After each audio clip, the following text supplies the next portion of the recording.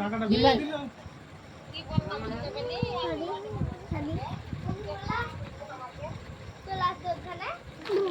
কি হচ্ছে এটা?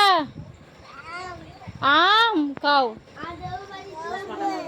বাবা ওই আম খেছে।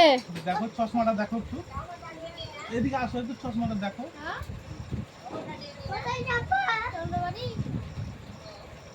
কি খাচ্ছ দাদা? কি খাচ্ছ দেখি?